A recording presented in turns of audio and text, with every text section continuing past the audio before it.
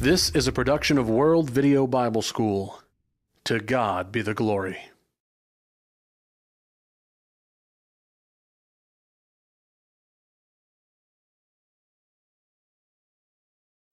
Hello and welcome back to this another class on learning to use the Greek New Testament.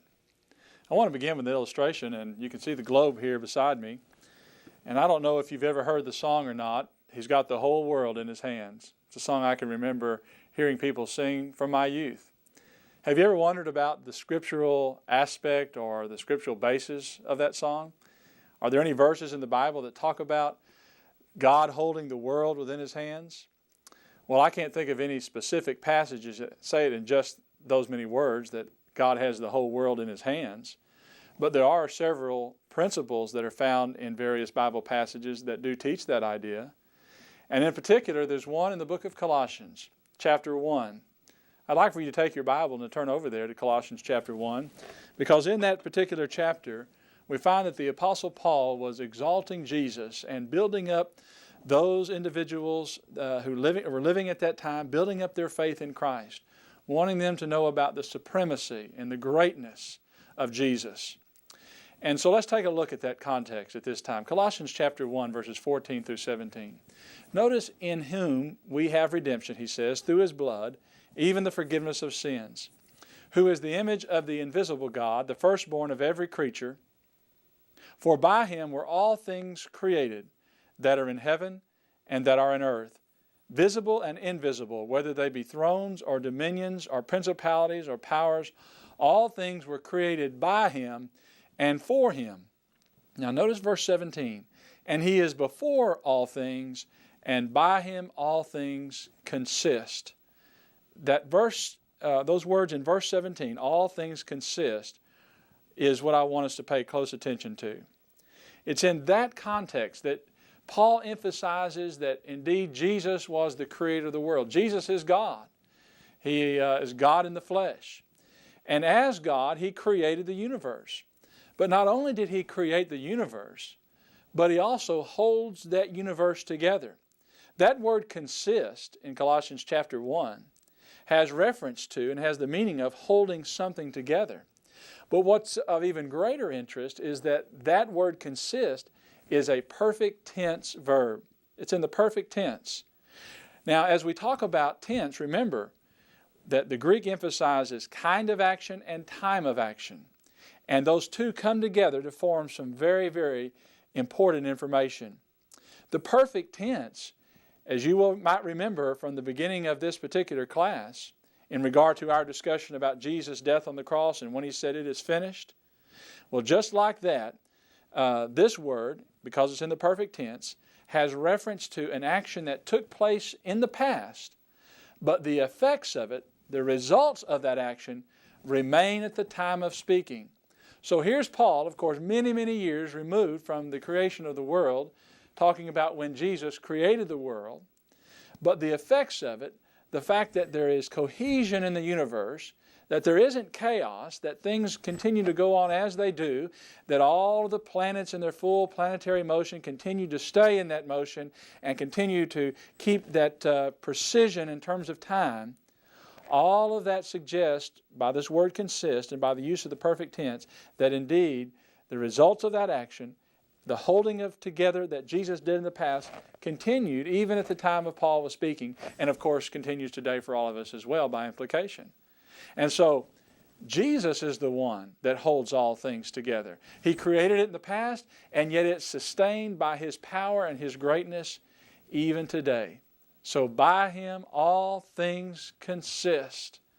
Yes, indeed, the perfect tense is a very, very important tense in the Greek New Testament. Let's talk about the perfect tense today. Let's learn as much as we can about it, how to recognize it, and to understand maybe some of the ways that it's used as we work on translating various sentences.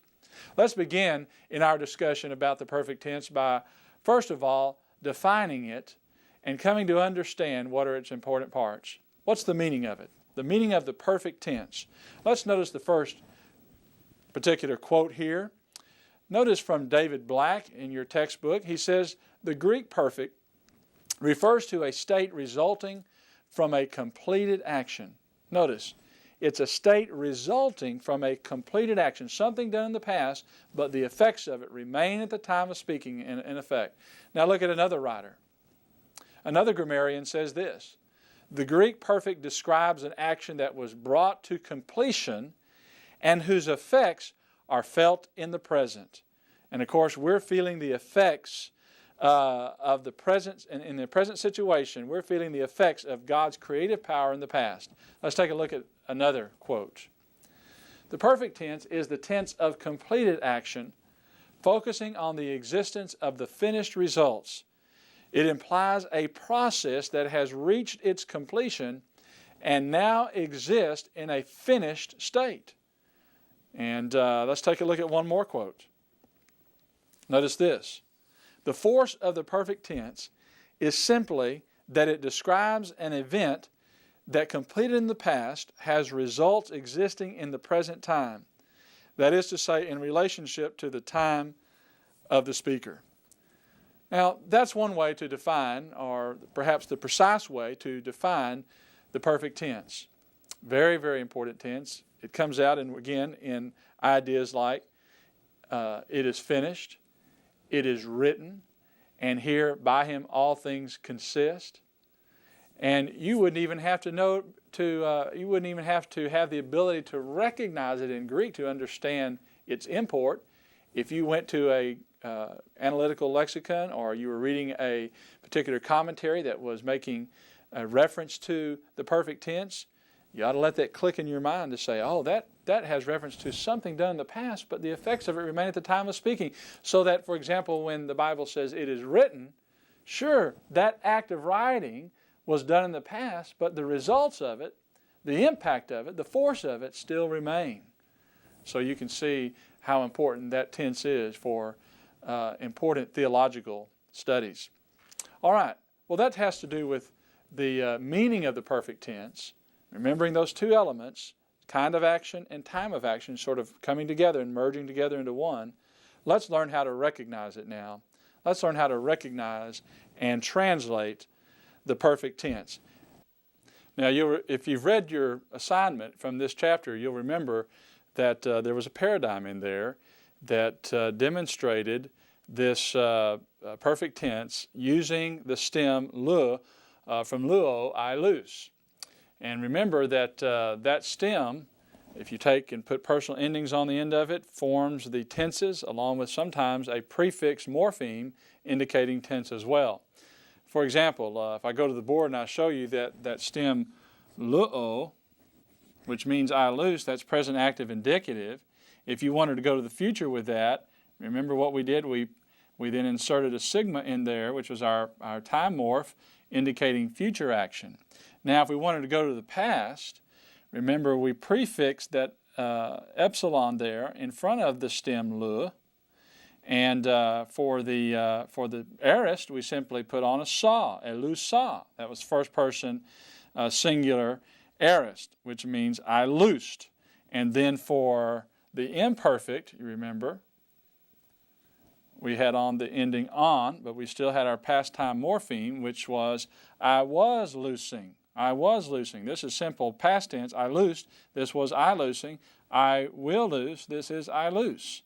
All right, now to reflect the perfect tense of an action that took place in the past, but the results remain at the time of speaking, we still have our verb stem lu here, right, all the way down. If you follow this paradigm all the way through, we still have it there, lu, same stem. But now we have personal endings that are peculiar to the perfect tense.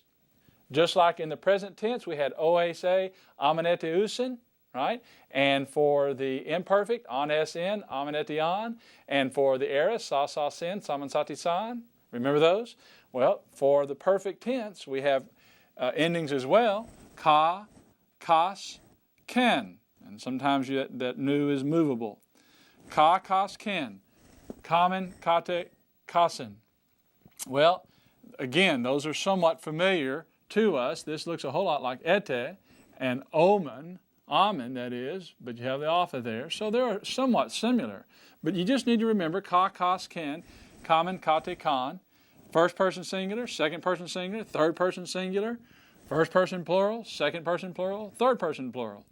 Now, something else I'm sure that you've noticed about this that would indicate to us that this is a perfect tense, and that is the reduplication of the first consonant, then followed by a prefixing of that particular time morph of the past tense. See, just like down here, we said, remember with the simple past tense in the aorist, you had that epsilon. We have it here as well. Here is that time morph epsilon there. But now, to indicate the perfect, we're going to reduplicate the first letter, this first vowel of the stem, and here it is. See how it's reduplicated there? So it's la luca, la lucas, la lucan, okay? So if you'll pay attention to that in words, that's why it's important to know your vocabulary to be able to distinguish words from these prefixed tense beginnings as they're listed here. And the same thing over here. La lucamen, la lucate, la lucasen. So that's how you would recognize the perfect tense if you were reading along. You saw the reduplication plus the time morph plus the personal endings. Now, how do we translate it?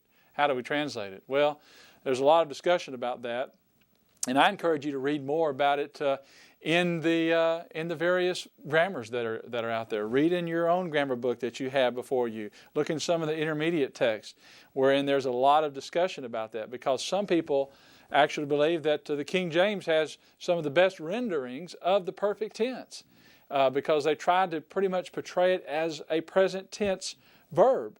And so in that particular instance, King James has it done very well. Even though they may be critical, some of these grammarians of the King James in other ways, they still point out that they do a good job of the perfect tense because they believe that it shows more of the results of the action in the way they translate those perfect tense verbs.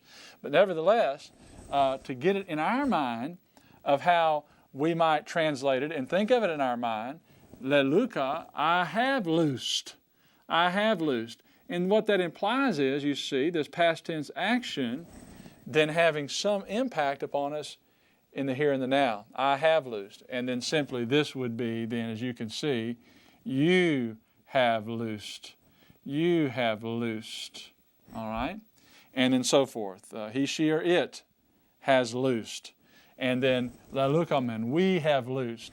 And then you have loosed. And then they have loosed. Okay, so that's how you would translate that. Now, just sort of by way of review, I'm going to go to the other end of the board here, and I want you to notice that we have talked about the present tense. All right, we've talked about the future tense, and we talked about the imperfect. We talked about the aorist, and then some would sort of wedge this right in here that we talked about the perfect tense. Okay, so in other words, if you're looking at them as terms of time, it'd be the aorist, the imperfect, the perfect, the present, and the future. And what you could do, I think that might be helpful, is under each one of these, all right, you could write out the endings. So you would have sa, sas, sin, samen, sate, and so forth. And then under the imperfect, write out on, es, en, amen, et, on. And under the perfect, you would write out ka, kas, kin, kamen, katikan. And under the present, oe, se, amen, et, usen. And under the future, so, se, samen, sete, susen, see, all the way down. And write them out like that, and then put underneath there how each one would be translated. And so you have it all in one big picture before you of these tenses, okay? Now, one other thing that I want to share with you is to remind you of the importance of reading through the text and going back and looking at what all the grammar books have to say, because we don't have time in here to be able to deal with all of the issues and all of the little sort of unique things that happen when letters come together, vowels come together, and sometimes you'll see, for example, in the perfect tense that the kappa drops out. Sometimes you won't always have the reduplication. There are exceptions, even though someone else might say that those are really hard and fast rules, but I like to look at them as exceptions. It's easier for me to think of them in that way. There are exceptions, And when it doesn't always follow along with everything precisely as we have said it. Some words do different things. They follow different sets of guidelines and rules to form their tense endings or in terms of the formulation of those letters that are prefixed to it. So be sure you read through those to see some of those exceptions, and just be aware of that. Be aware of that as you're studying on your own, to remember that there are some peculiarities, that some words require different things, and that it may not conform exactly to everything that we've said here, but by and large what we have just said about the perfect is true. All right, now let's turn our attention to the pluperfect tense. The pluperfect tense. That's the second part of this chapter, dealing with the meaning of the pluperfect active. Now notice the first quote here relative to that and what we mean by the pluperfect. The pluperfect tense describes an event that completed in the past has results that existed in the past as well and in relation to the time of speaking. The pluperfect makes no comment about the results existing up to the time of speaking. All right, notice the next quote that may be helpful. The pluperfect tense represents an action as complete with the results existing at some point in the past time. All right, at some point in the past time. All right, now listen carefully. The perfect tense indicated an action that took place in the past, but the results of it, the effects of it, remain at the time of speaking. All right, when Paul or whomever the writers were talking about, the time of that speaking, and of course we know that by implication it could have impact, and it does for all of us today. Many things do. But the pluperfect speaks about an action that took place in the past, and the effects of that action were felt in the past and sort of remained there, as it were. Okay? Now the thing is, the pluperfect is rarely used in the New Testament. Perfect is used quite a bit, and of course the other tenses even more. But I still wanted you to be aware of it because it's spoken of on occasions. And I want you to be able to recognize it and to see it now. So let's talk about recognizing now the pluperfect, being able to recognize the pluperfect. Notice here on the chart on our board, I have written out here for you this paradigm of the pluperfect. It looks very similar to that of the perfect, but notice the one difference is our endings are different again, okay? Just a little bit different. Over here to the first person plural, okay? Notice our endings are a little different, okay? And also, we have two time morphs here. We have this one here and this one here. So notice, here's our stem lua, here's our stem lua, but here is the prefixed time morph, and another one here, the reduplication of the first letter of the stem. Okay, there it is all the way. So elelukain. And that means I had loosed. That's how you would want to translate that. I had loosed. This would be you had loosed. And this one would be he, she, or it had loosed. And this one would be we had loosed. And then you, second person plural, had loosed. And then they had loosed. So that's an example of how to translate it. Now, one other thing I would like to try to do here is to sort of show you how to maybe think of this in a sort of visual way, the difference between the perfect tense and the pluperfect tense. If this line here represents the difference between past and present, and we drew a line on here, we could say that the perfect tense, we'll let this PR, just write it out, perfect tense, representing an action taking place in the past, okay? We're not going to comment really about how long that action was and so forth, but the effects of it remain certainly back then at some point, but on into the present, okay? So you see the linear nature of it. Now, the pluperfect, on the other hand, represented an action taking place in the past without really commenting on the duration of that action, but the effects of it remained back there in the past. The linear nature of it stayed back there, not really talking much about the present situation. However, there's an interesting passage that sort of gives us an example of the use of the pluperfect in Matthew chapter 9, verse 36.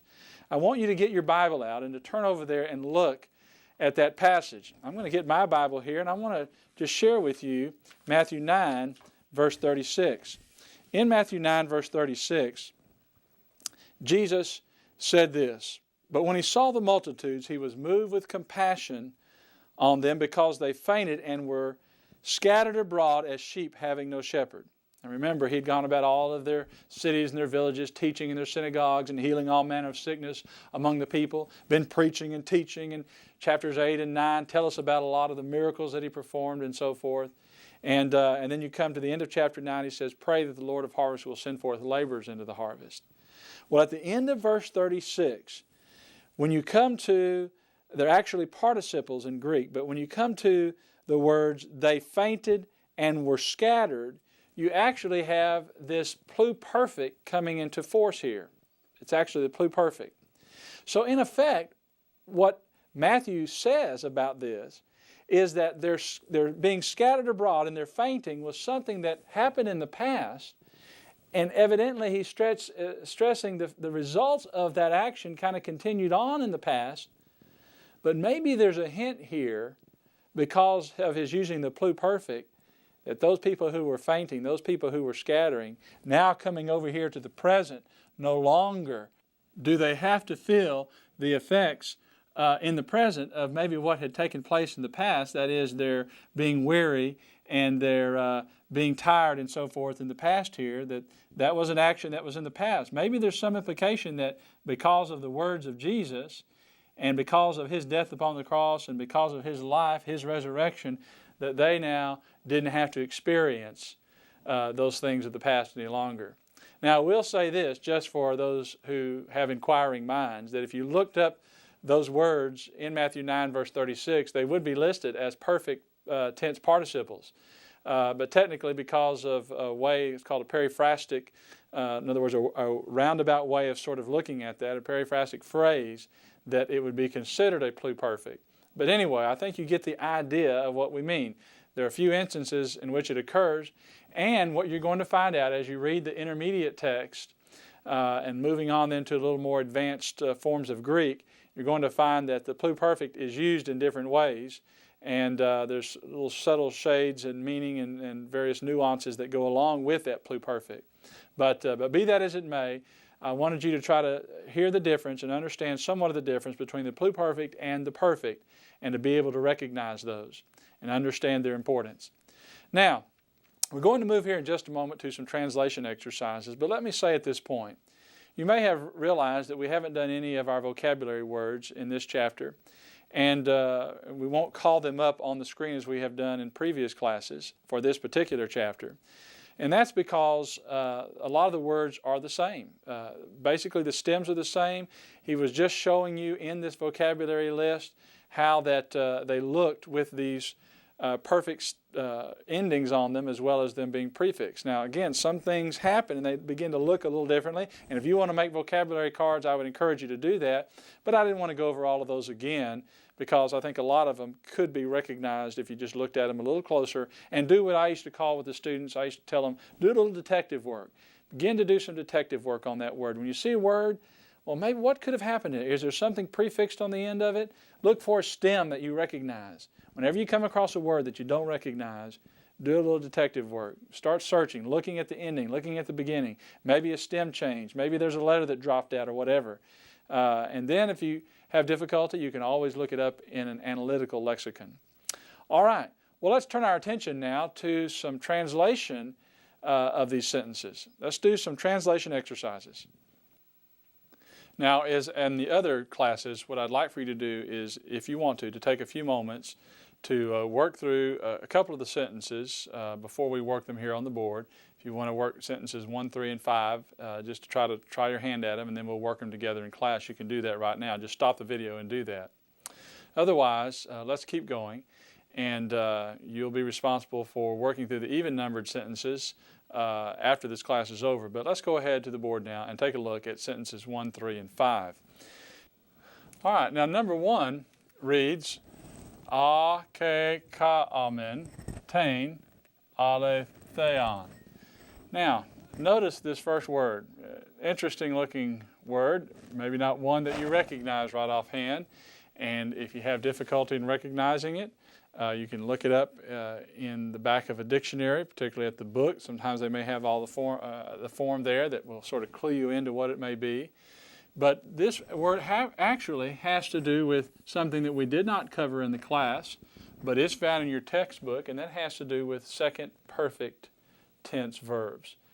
If you'll remember that in regard to the aorist tense, we had a first and second aorist, and the second aorist was characterized by a stem changer, but there was no difference between first and second aorist in terms of the meaning, only in terms of how they formed that, how the construction was, or how it was formed.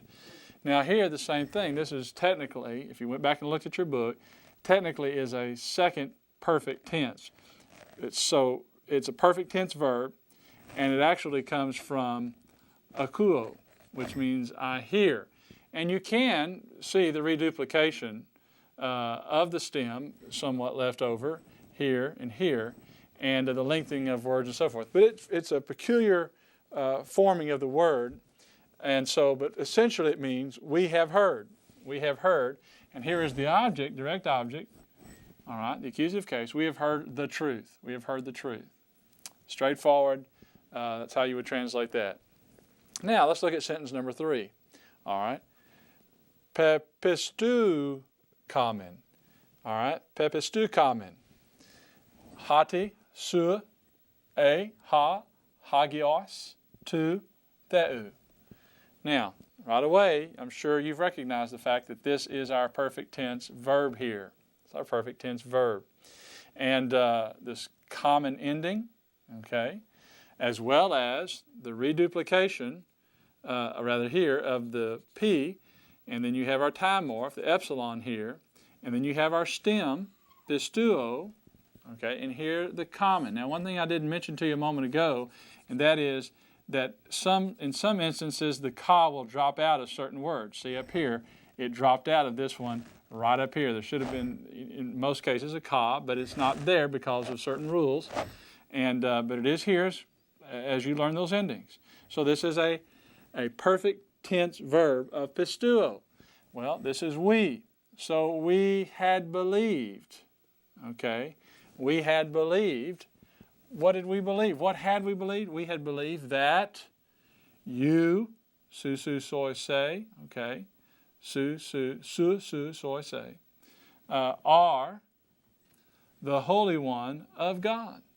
Okay, we have believed that you are the Holy One of God. Now remember, this hagios here is an adjective, but basically it becomes a substantive. That is, it's a noun. An adjective acting like a noun in that instance, the Holy One, okay, of God. Now, let's take a look at number 5. Number 5. Gegropsamen, lagus, aletheos, dia, tain, agapein, hemon, huper, tu apostolou. All right? Well, right away, we see our perfect tense verb here. I look for that stem, graph. Grapho means I write, but this is graphomen. Now notice the kappa is not here, okay? Because in certain words, again, it's not there, and the rules speak about it in the book, but we can know that common or amen is we. Here is the reduplication of the first letter, that consonant there, and then here is our time morph. Okay, so all of those are clues. You know, if I look at a word and I say, well, I don't remember a word, gegrophomen, what is that? Well, maybe there is a reduplication. Maybe there's a stem being added on. And if I can do that, then I just, yeah, there it is. I see the stem, grapho. And that's what I mean by doing detective work on it. Maybe take off a letter or two, or think maybe was that letter lengthened or whatever. So essentially this is we had written. We had written what? Words, accusative case, of truth. Genitive, we had written words of truth. And then dia, tain, agapein, hemon. All right? Well, dia, that is on account of, dia, that preposition, when the object of it is in the accusative, means because of or on account of. the love of, and then hemon, of us, on account of the love of us, which is our love, basically, is how we would translate that. And then huper, with the genitive, means for the apostle, for the apostle. Okay, so nothing really any different than what we've been working on. Sentence syntax, basically the same, the way we arrange those words. It's just simply noticing now the perfect tense and maybe how to translate it. All these are things that we've talked about to this point. So what I'd like for you to do now is to go ahead and to work through the even-numbered sentences, check them with the answers in the back of the book, and just pay attention to how those are being translated. And again, remember that if you don't recognize a word, it's because there may be some sort of rule that's governing it regarding what happens when these endings are suffixed onto the end and prefixed onto the beginning. You have those endings and letters sometimes drop out and sometimes they're lengthened or whatever, and that's what causes the stem changes and so forth. All right, what I want us to do now is to, before we give you the homework assignments, is to go to our vocabulary words for the next chapter, because I want to let you know about those vocabulary words, go over them with you, have you work on them so that we can be prepared for the next lesson. All right, the first word is akanos. Akanos, that's a demonstrative pronoun that we'll be talking about in the next chapter. It means that. All right, the next word, hutos. It should have a rough breathing mark over the upsilon of that diphthong there. Hutos. And also haute, and tuta. And that means this. That means this. It's found in both masculine. That's the first word there is a masculine form of that demonstrative pronoun. Then the haute, again with the rough breathing mark, should be the feminine, and then tuta is the neuter. And remember, there's a difference between haute and alte. Those are two different words. Okay, let's take a look at the next word. Amnos. That's the word for lamb. The word for lamb. All right, let's take a look at the next word. Artos. That means bread. All right, the next one. Diabolos. That's the word for devil or slander. And of course, our English word diabolic comes from that. All right, let's take a look at the next word. Ekthros. That's the word for enemy. All right, the next word. Helios. The word for sun. Helios. The word for sun. All right, the next word. Thronos. The word for throne. All right, the next word. Kairos. That's the word for time or occasion. The next word. Karpos. That's the word for fruit. The next word. Laos. That's the word for people, and our word laity comes from that word. The next word. Naos. The word for temple or sanctuary. Remember, we had another word, heron, for temple. Okay, but naos is supposedly the inner sanctuary. All right, the next word. Uranos. Heaven. Our word Uranus comes from that word. All right, the next word. Ophthalmos. Eye or ophthalmology comes from that word. The next word. Petros, which is the masculine form of the word Petra, meaning Peter. It's the common or proper noun, Peter. All right, the next word. Staros. It's the word for cross. All right, the next word. Topos. That's the word for place. And our word topography comes from that. Topography. And by the way, the famous book Utopia comes from that word, and meaning no place. Actually, no place exists like that, even though it is a perfect place. Kind of interesting history behind that. But now notice this word, tuflos. Tuflos, blind man. Blind man. All right, the next word, philos. Philos, or philos, for friend. Our word philanthropic comes from that word.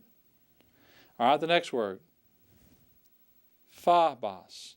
Phobos, for fear. And of course, phobia comes from that word. All right, the next word, chronos. Chronos, a word for time. A word for time, of chronology. All right, let's take a look at the next word. Biblion. Biblion, the word for book. All right, the next one. Daimonion. Daimonion, the word for demon. All right, the next word. Haimation. Haimation, for cloak or garment. All right, the next word. Musterion. Musterion. Musterion, secret. All right, the next word. Paidion. Paidion, the word child. Our word pediatrics comes from that word. Then the next word. Ploion. Ploion, for boat. Then the next word. Sabbaton. Sabbaton, for Sabbath. And then the next word, semeion. Semeion, for sign.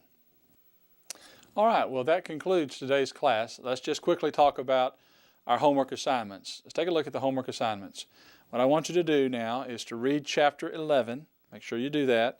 I want you to memorize the vocabulary words that we just went over. I want you to try to test yourself over some of the things that we've written. Test yourself over paradigms. Just get a blank sheet of paper out and just write down the paradigms and sort of force yourself to do it. Maybe have someone grade them for you. And also maybe to test yourself over translating some sentences, and just sort of push yourself to memorize some of this material as much as you can, so that you'll be prepared to perform in a very proficient way. And then finally, translate the even-numbered sentences in Chapter 10. Okay, well, I hope you'll take the time to do that, to work through these homework assignments. And until then, I bid you Godspeed, and I pray that all will continue to go well for you. We look forward to seeing you next time as we talk about demonstrative pronouns. God bless you.